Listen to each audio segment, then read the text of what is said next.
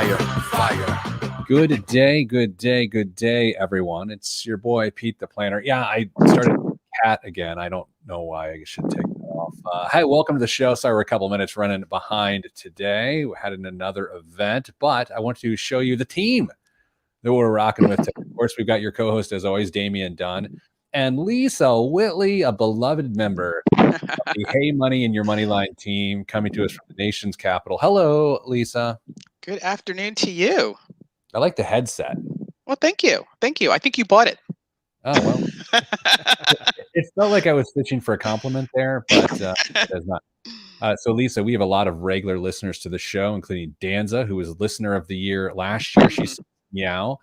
Jameson is the all-time best listener to the show. He is in Texas, and I believe he has got his first vaccination.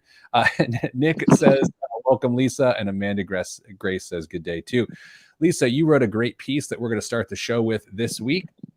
And so, you know what? Let's actually get started. Let's work our way through that right now. The first segment, Lisa, in case you don't know, is 9 minutes and 22 seconds. So if you want to set a separate clock or at least keep your eye on it, it's 9 minutes and 22 seconds. And let me get ready to go. Dame, after this segment, we are going to do there's a piece that you read on Monte Carlo simulations, which is one of our favorite things because we're nerds. But where they fall apart. We're going to talk about where they fall apart, and that's going to be probably segment 2 and 3, and of course, biggest waste of money of the week.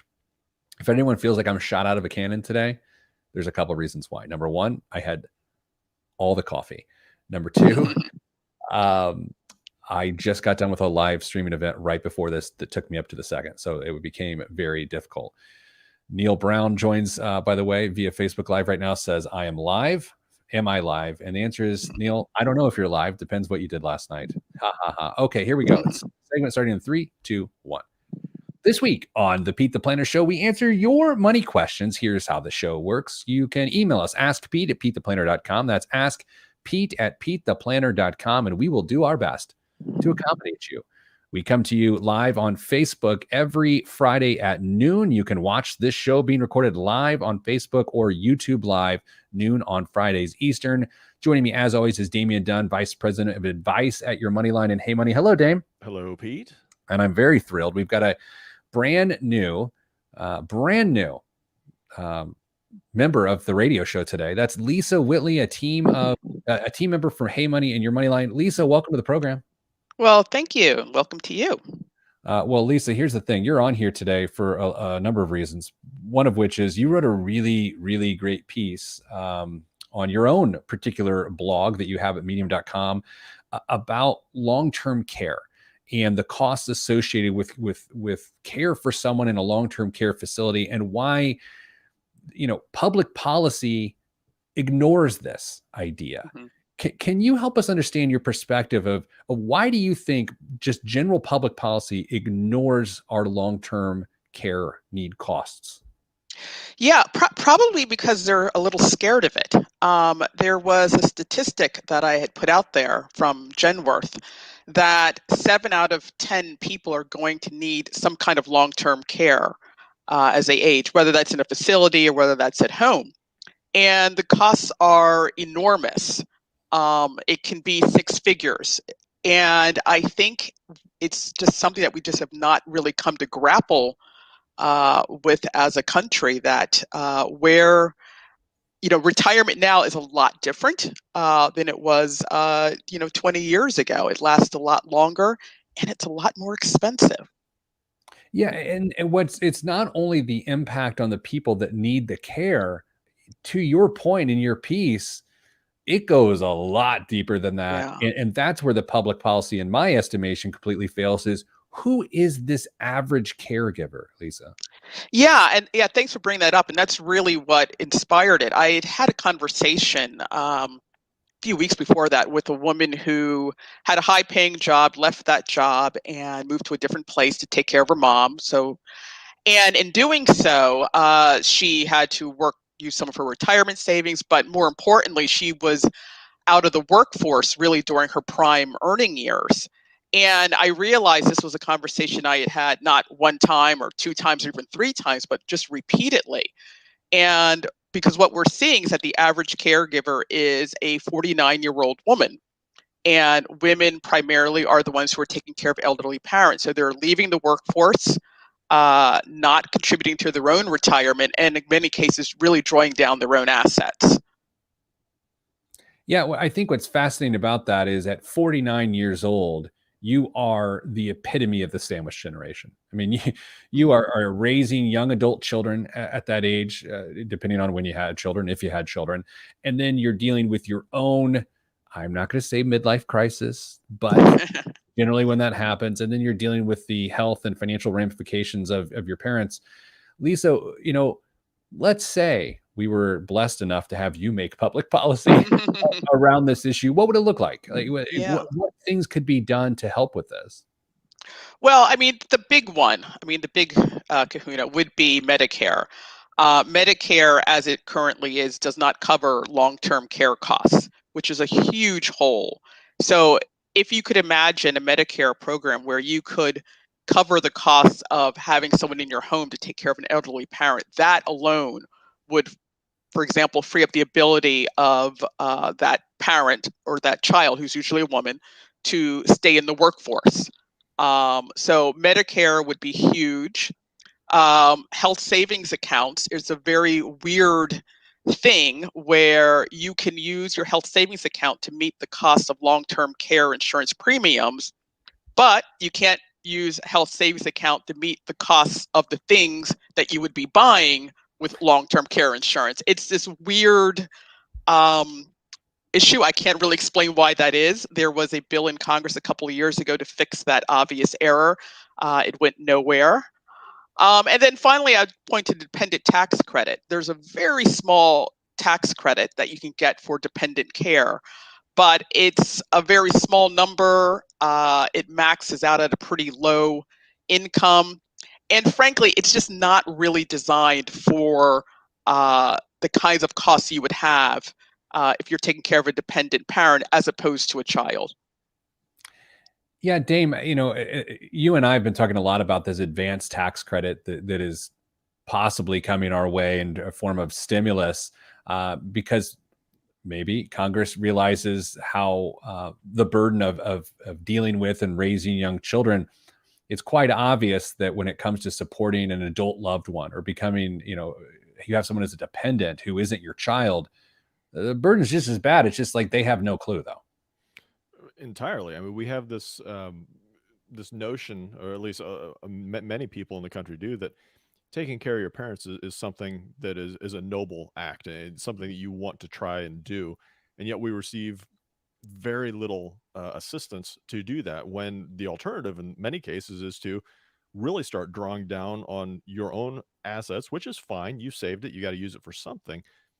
But beyond that, it comes out of the government's pocket for the vast Mm-hmm. majority of people. So if there's a midway point that we can somehow meet to make it very reasonable and affordable to keep parents in home and be able to Mm-hmm. care for their needs, I think that's the best alternative for a number of reasons. Not only for their probably their mental benefit and their physical benefit, but as we've seen, there's a lot of bad things, bad infections and whatnot that can be Mm-hmm. easily passed in facilities, and maybe safer for everybody just to try and avoid those if at all possible.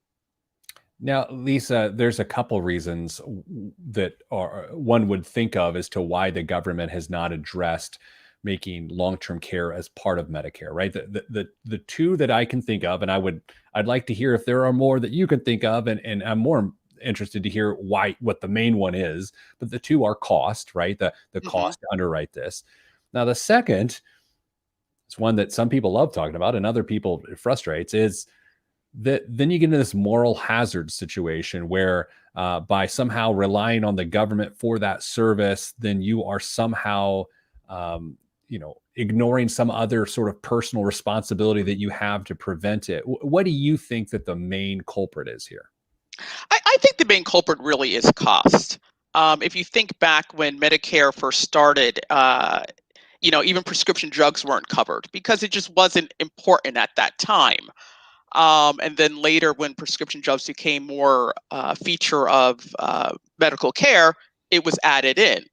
I think we're in the position now where people are living a lot longer. These long-term care costs are enormous, and I think if you were going to create a Medicare today, you would put that in. It would be the obvious thing to do.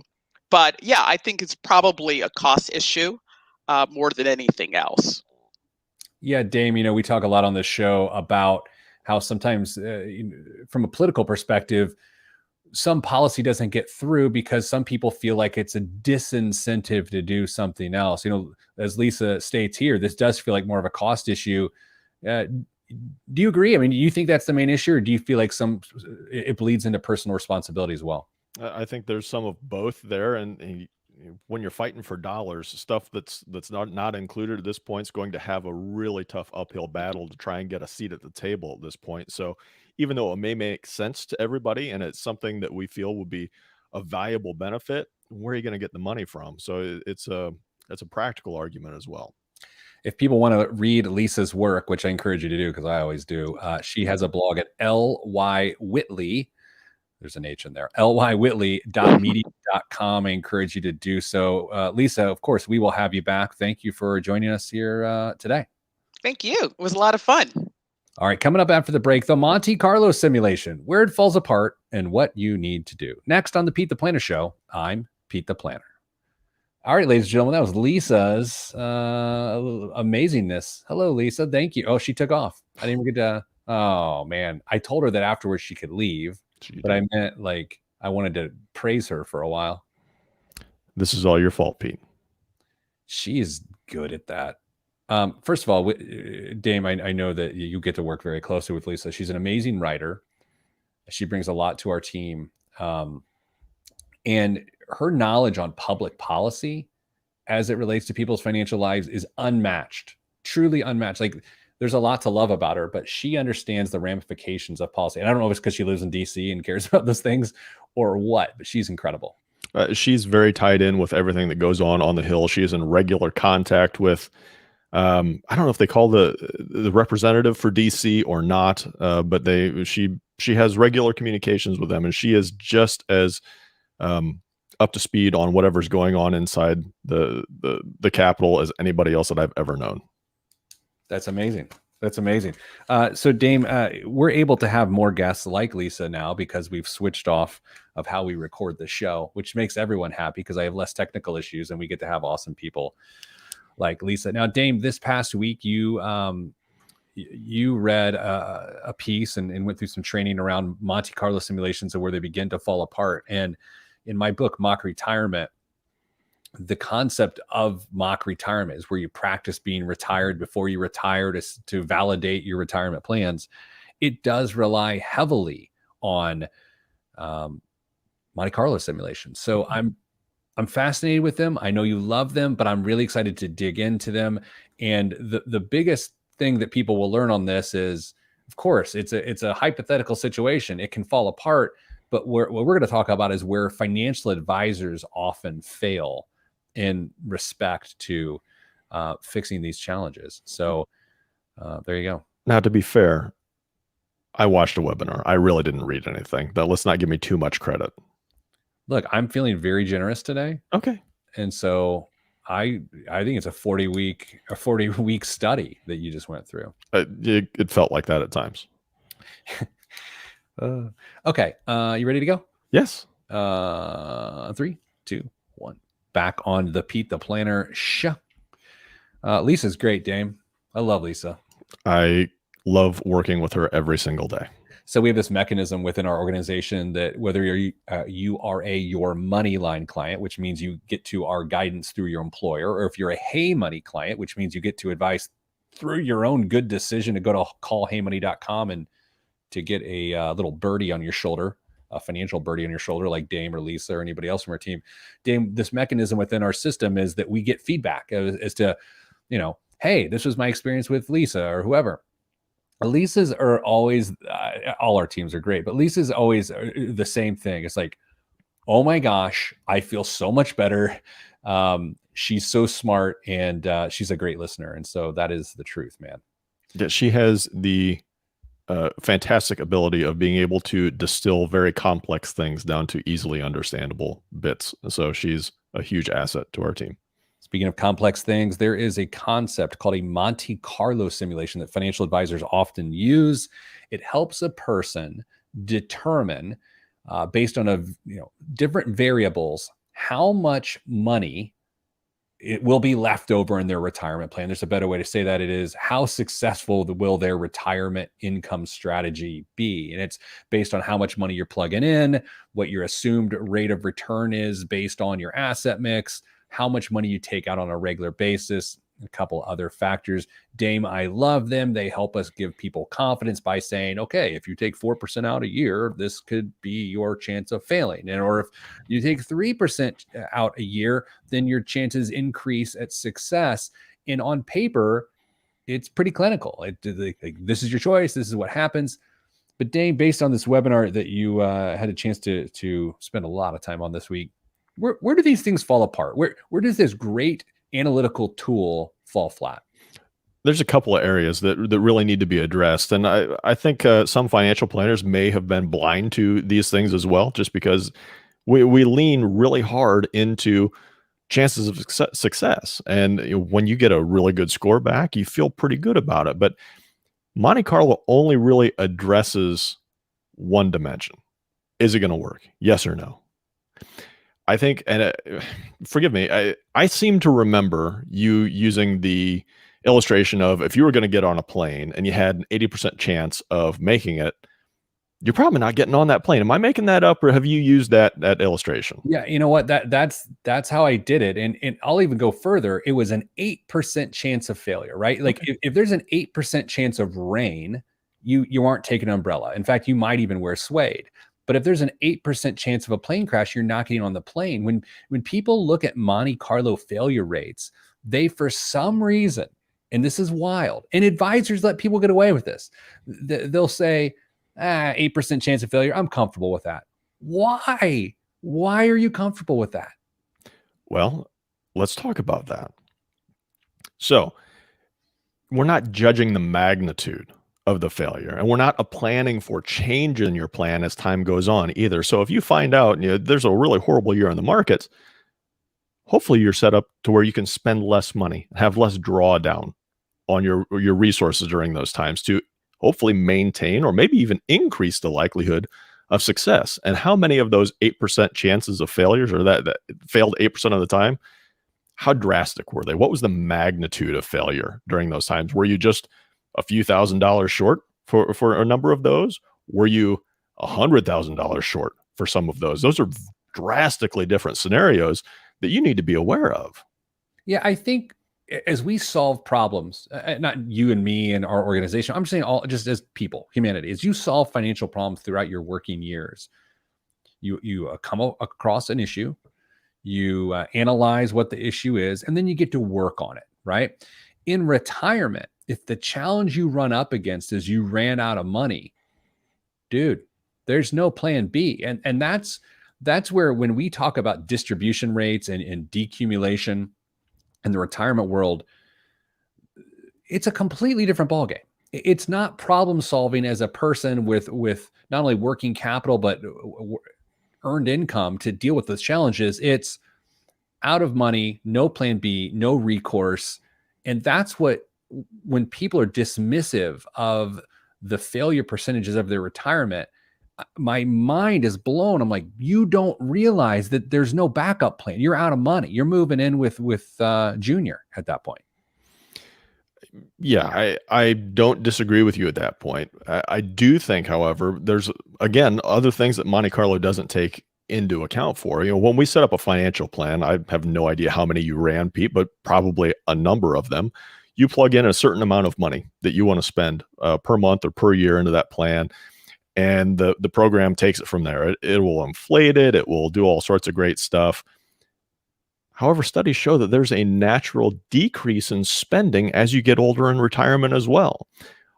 Our plans model the exact opposite. They model an increase in spending. So we're modeling something that has a small likelihood of happening as well. So we're stacking the deck against us and the client at that point. how do you think, is this basically just fuel as to why you need to meet with your advisor on a regular basis and adjust your plan? I mean, is to me, because I know this training you went through, this webinar you watched, is from a financial advisor that's encouraging other financial advisors to have better relationships with their clients, which, by the way, you and I are both proponents of. But is that the proposed solution? I think that's part of it, to make sure there's a good communication there. However, I think it's a little bit more than that too. I think this needs to translate into being well prepared for retirement, to be able to have that flexibility in retirement. So if rocky markets happen for an extended period of time, you're prepared for that, and it has as little impact on your overall plan as possible, that you have the flexibility to spend less in certain years if you can. And there's another concept that we're not going to get to today, that brings in guardrails to this conversation, to where if you have a really good year, maybe you give yourself a raise that following year, or if you have a really bad year, it's already planned in, it's baked into the plan that you're going to spend less that following year. So it's more of just let's be prepared for all sorts of situations and build off of that. Yeah, sequence of return risk is a thing. And what's wild about it is, if you even look at the year 2020, the first 3 months of 2020, February 19th to March 23rd, to be even more specific, if for some reason you took action during February 19th to March 23rd because of your fear around sequence of return risk, what I'm saying is you panic sold and then missed the opportunity for the early year of your new retirement to be a fruitful one. Wow, Dame, I don't want to get dramatic, but you could have ruined your entire retirement. Entirely. You have to make sure that you are preparing for retirement well in advance of retirement. If you don't have a plan for what your investments are going to look like, you could very well find yourself in the position that you just described, making what feels like an emotionally correct decision, only to have it turn out to be one that really hampers you from any real chance at long-term success. What's that approach called? It's like the bucket approach or something like that, where you have 2 years worth of income essentially set into a bucket, so that when February 19th to March 23rd happens, because from time to time it does actually happen, there's usually not a 34% bear market in a 1 month period, but that you don't feel compelled to have a self-own in the world of sequence of return risk. It's the bucket approach. Yeah, the bucket method, the bucket approach. And you can expect, 3-5% drawdowns and 10% drawdown every year. It just happens. So if you guess wrong, you're in trouble. So what's the takeaway here with the 30 seconds we have left? Are we asking people that if their advisor has run a Monte Carlo simulation, that you ask them to run another one? Or are you asking them to ask, how do we need to make adjustments to this going forward? Just have a conversation with them to ask them what that Monte Carlo really means. Is it addressing everything in real good clarity, or is there some additional calculations that need to be made?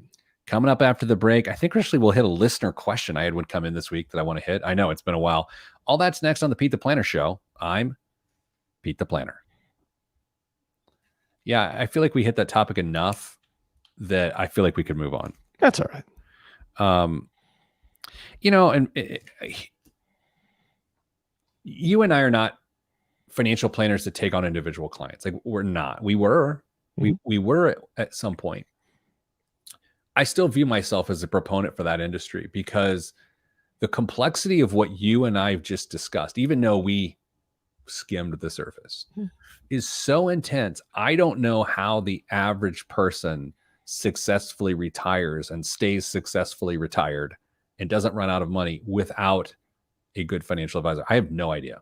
It gives you a tremendous amount of peace when you know what you're expected to do on a year in, year out basis. Does it mean that you can spend $30,000 a year in combination with Social Security and maybe a pension or whatever else? Does it mean you can spend $60,000 a year? And if you have a great year or bad year, or taxes change, or anything like that, inflation goes up, there's a million different factors that could go into how long that pool of resources lasts for you in retirement. And unless you've considered different angles and variables, the average person just doesn't have any idea. And honestly, the best shot at that for long-term success is not needing a lot of money at that point, because then it really doesn't matter all that much. If you can get by if all of your fixed expenses are covered with fixed income and you don't have a whole lot of variable needs going forward, the demand on that pool of money decreases significantly and you've got a shot at it. But if you are highly dependent on that pool of money, your IRAs, your 401ks, whatever it may be, non-qualified accounts,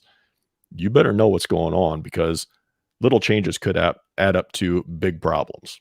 I feel like sometimes you either purposefully or not so purposefully poke the bear with me with how upset I get at the financial industry at stoking these beliefs that the solution is to have a lot of money, right? It's you watch commercials during golf on TV, and it's painting this picture of wealth and abundance, when the fact of the matter is the vast majorians, yeah, that sounds like a word. Are they in the Big Ten? The majorians? Yeah. It's actually a high blood pressure medication. Oh. And if you use Majordian, doesn't it sound like something? It does. The majority of Americans will successfully retire not because they have a lot of money, because they don't need a lot of money. Mm-hmm. And the advertising, this abundance mentality that the financial industry perpetuates is, I'm not saying it's a causation situation. However, it's not exactly helpful. Well, it's a really the demographic that's going to watch those tournaments and see those commercials. If they don't already have a decent amount of money saved up, they're probably going to have to lean towards not needing a whole bunch of money. And so that those ads are not landing at that point. Do you think it's because the withdrawal rate for that people that watch that sport is 4%? 4. I got it. 4. Let's start the next segment in 3, 2, 1. Back on the Pete the Planner show. Dame got a question straight in the email. Dear Pete, we were on a 20-year mortgage loan, decided to free up cash flow. Refinanced in the fall to a 30-year with intention to pay it as a 15-year once we got the other things in place. It hasn't sat well for the last 5 or 6 months. It didn't sit well at the time of signing, but we went forward. Cash flow was to get our emergency fund to 6 months. We're at 4. To fund retirement to 15, we're at 6. Company match coming back and setting up Ross with our investment guy soon. And to go back to contributing to a 529 plan for our 7-year-old. Savings pots for plumbing, windows, future AC, furnace, and other house maintenance. We try to help our 22-year-old with college and loans when we can. She's a senior at a local university to get her master's. We hope to pay off her loans completely when the time comes if we have all else in place. We're co-signers on some of our loans. We have no other debt. We have 2 paid-for cars that are 10 and 15 years old. My 10-year-old car is having maintenance issues. The other is not. Now we know we'll stay in this house for at least another 10 years. Could be we always keep this house. It values probably $450,000. We owe $275,000, and we need to make updates. It was built in 1980. We bought almost 7 years ago. Also has a large yard, which requires a lot of maintenance costs. Trees can be costly, My thought is refinance now to a 15-year, but want a home improvement loan with our equity to have these upcoming expenses. Stay within the value of the home at 25% of our take-home pay. With my research going back up to 2020. Sorry, I'm trying to decipher this email. Basically, our mortgage payment would go up. Who and what is the best company or program to do this? Rates seem great. Should we do this? The debt scares me, but knowing it's going back into the house, we would get it back up helps. Okay, Dame, there's a lot there. I'm trying to read it on the. So did I understand correct that refinanced from a 20 to a 30 to try and free up some cash so they could accomplish a whole bunch of other goals that they've got? And I think every single one of them that I heard was good. It would be a good way to free up some cash flow for that. So, okay. Didn't sit well though. Does that mean that the intention was paved with, or the road to wherever was paved with good intention? Like that was the plan, but they haven't done it. Is that what I've heard? It seems like it, because in theory, it sounds like that cash should have been available and they should have been able to accomplish a whole bunch of goals. But now they want to refinance to a 15-year mortgage, take some cash out, speed up the process of getting all those things taken care of, and then pay a 15-year mortgage and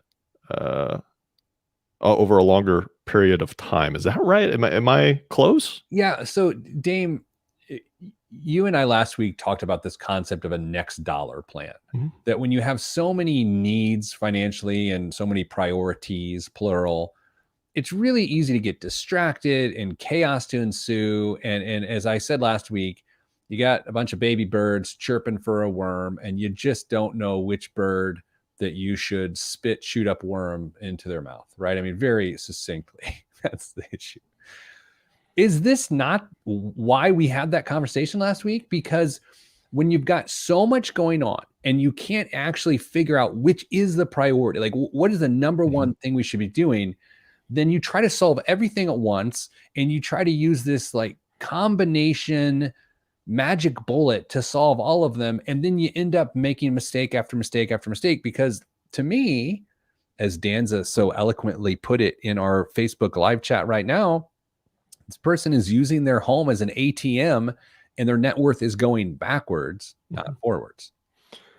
In theory, the money should be there on a month-to-month basis if they are going to refinance from a 30 to a 15. And we're probably talking about multiple hundreds of dollars at this point, a difference in what their payment's going to be. And so I think you're exactly right, Pete. I think you're going to have to start identifying what really matters at this point and making that money work for you, instead of just saying, I have no idea what I'm going to do with all these issues. I'm going to just take a big chunk out of my house and solve it that way.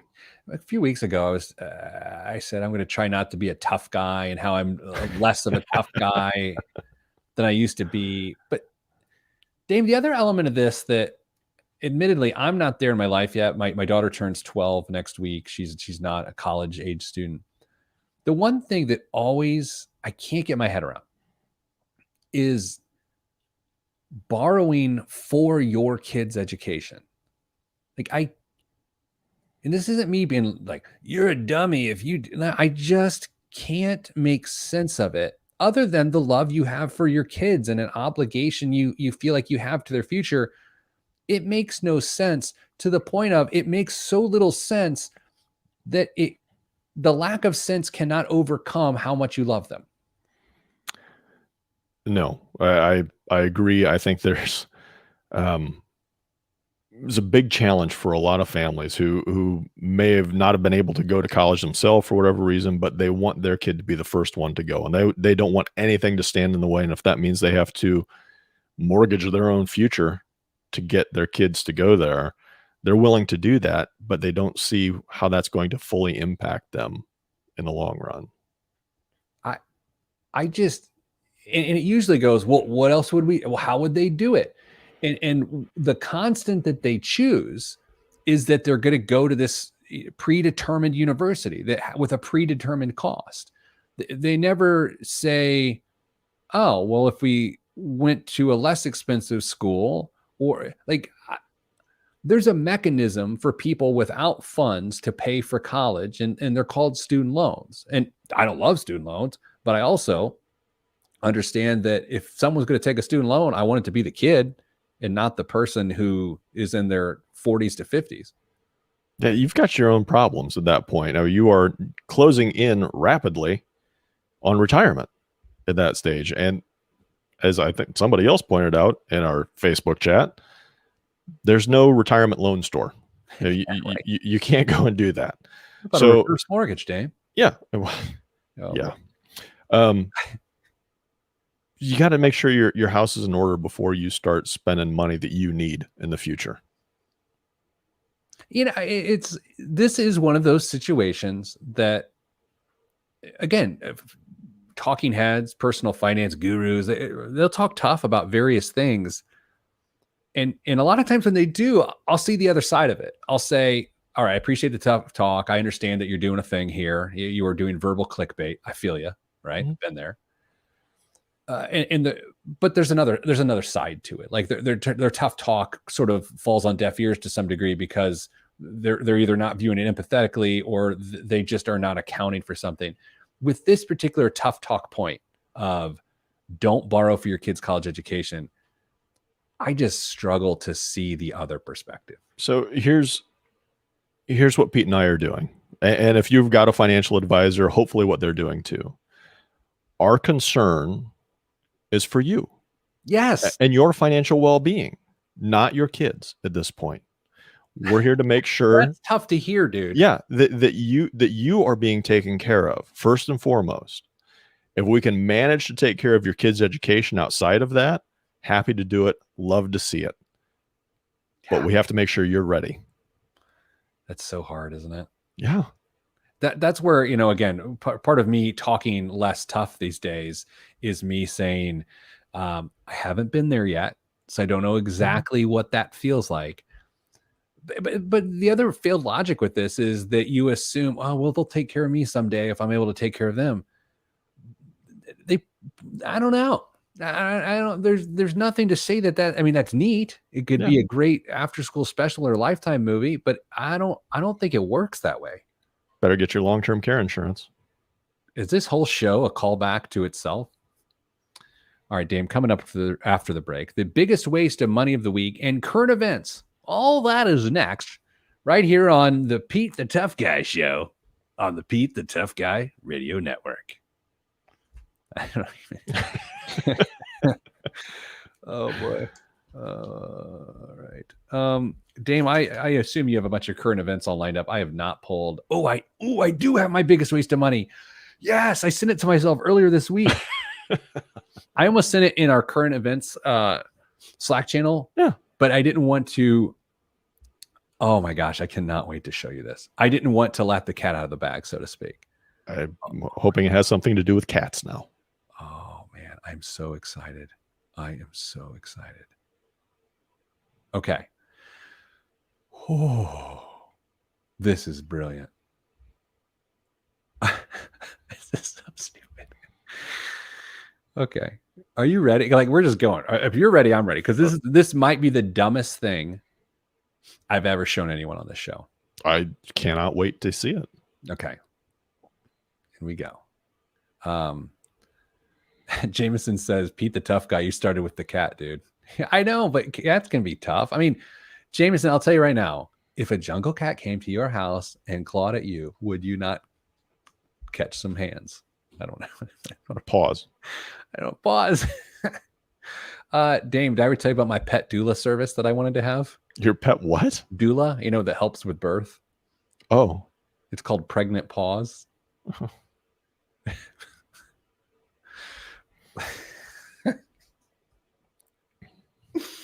Pete the Tough Guy, everybody. This is a day, bro. Bruh. All right, 3, 2, 1. Back on the Pete the Planner Show. This week's biggest waste of money of the week's right here on the Pete the Planner Show is the pet hoodie. No, the puppet hoodie from Louis Vuitton. Exclusively made to order. This hoodie is all about the puppet details from this season's Louis Vuitton Friends theme. Crafted from a blend of crochet and cotton silk jersey and features embroidered eyes, the puppets are sewn onto a classic hoodie shape in compact felpa cotton.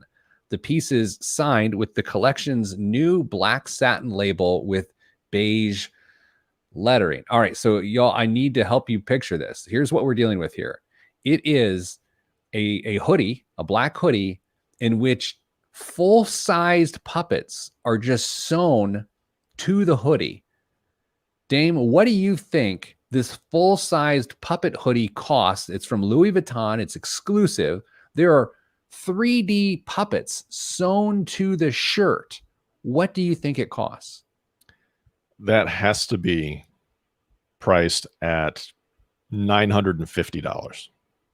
$950 is your choice. And Dame, I have to tell you how horribly wrong you are. To have puppets sewn to a black hooded sweatshirt is $7,450. And that's why it's this week's biggest waste of money. Yes.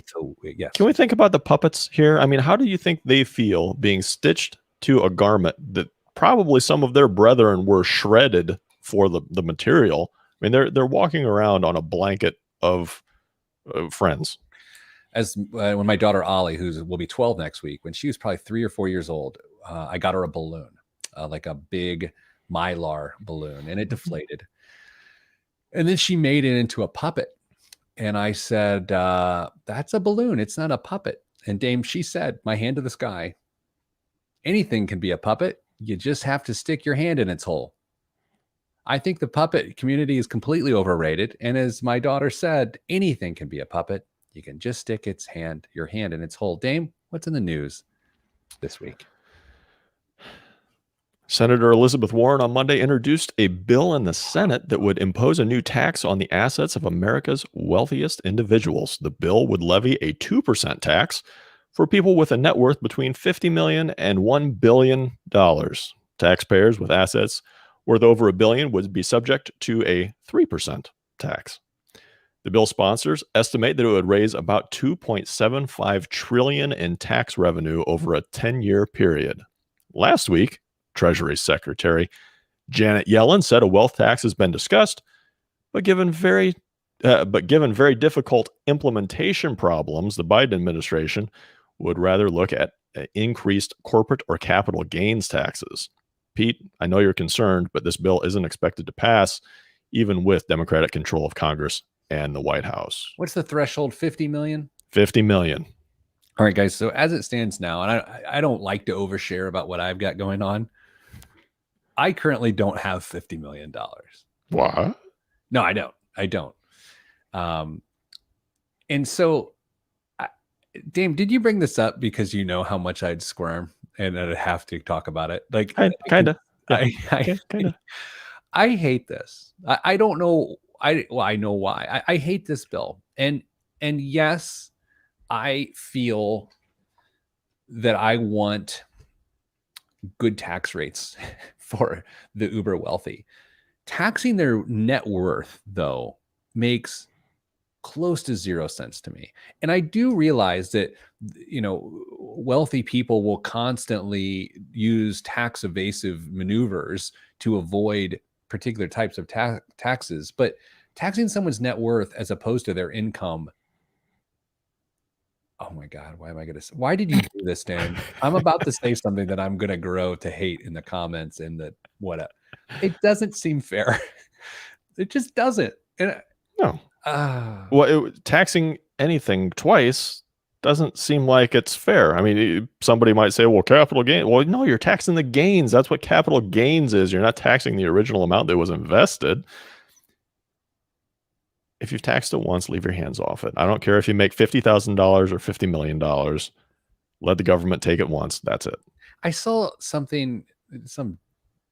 dumb Twitter thing. The guy was like, who's the Jeff Bezos. Jeff Bezos made $50 billion in a single day during the pandemic. And I was like, no, I mean, his net worth went up 50 billion based on this person's math or whatever. And it's like, but okay, so let's say that we'll use these dumb numbers. Let's say it went up $50 billion, right? And he was taxed at what, 2%? Is that what he's getting taxed on $50 billion? 2%, correct. So what's that, $100 million? Sure. I'm not. You're asking me. Yeah, that sounds right. All right, let's say that's right. When actually it might be $1 billion. It is $1 billion. It went up 50 billion. So let's say he got taxed $1 billion right then and there. Then the next day, the stock fell and his net worth went down by, I don't know, let's say it went down $52 billion. The dude just lost significant money. How is that? So on that basis, it makes no sense. And the double taxation is the topper, if not the entire cake. You got to pay to play, Pete. That's all I know. I think Elizabeth Warren is brilliant. I think she has her finger on the pulse of consumer advocacy needs like no one else in Washington, and I mean that. I think she's a wonderful government leader. I think this makes no sense to me, and I don't have $50 million to complain about, but it just makes no sense. The U.S. is temporarily suspending tariffs on scotch, cheese, and cashmere sweaters from imports from the UK on Thursday as the nations work to resolve a longstanding trade dispute over commercial aircraft subsidies. Well, I'll tell you, my pent-up demand just got spent on cashmere cheese and scotch. Do you like scotch or bourbon better? I'm more of a scotch guy. Really? Yeah. I didn't expect that. Yeah. Do you like rye compared to bourbon? I do. That you got me a bottle of rye a couple of years ago that I still think about every once in a while. Was it the Weller? What was it? High Country. Oh yeah, that's good. Anyway, continue with our show. The decision to suspend 25% duties was announced in a joint statement by both governments and follows the UK's decision that took effect on January 1st to lift duties on products including U.S. rum, brandy, and vodka. Levies on U.S. bourbon and other whiskeys remain because they are delicious and the English market for them is substantial, potentially hurting U.S. distillers. However, it could also be because they were taxed separately in response to a U.S. steel and aluminum tariff. Your choice. It could be either one.